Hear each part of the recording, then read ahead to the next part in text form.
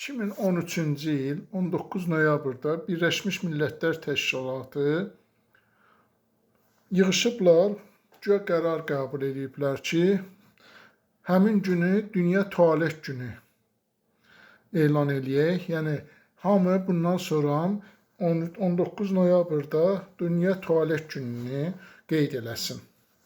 Təsəvvür edin ki, Sevgililər günü var, kişilər günü var, qadınlar günü var, hər poxpusur günü var, üzr istəyirəm ifadəmə görə, seks günü var. Yaxşı, gəlin, bu insanlıq günü haçan olacaq, bütün dünya yığışacaq. Təsəvvür edin, BMT-nin qərarına baxın, siz, tualet günü. Ayın 19 noyabrı 2013'də qəbul ediblər tualet günü. O BMT bütün millətləri yığsın, bütün millətlərin millətlər təşkilatıdır da, düzdür? Bütün millətləri yığsın, insanlıq gününü qeyd eləsin. Hər gün insanlıq gününü qeyd eləsin.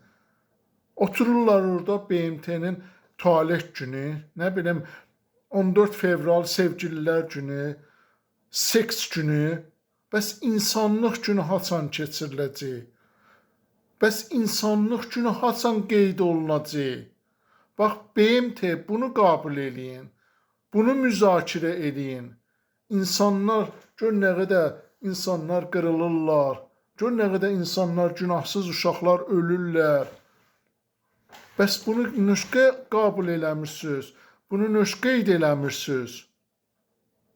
İnsanlıq gününü qeyd eləyin, insanlıq gününü təyin eləyin, həmin günü insanlar bütün müharibələrdən, bütün işgəncələrdən, bütün zülümlərdən uzaq olsun.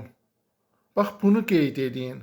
Yoxsa dururlar, oturublar orada BMT-də 2013'də qəbul ediblər Dünya Tualet Günü.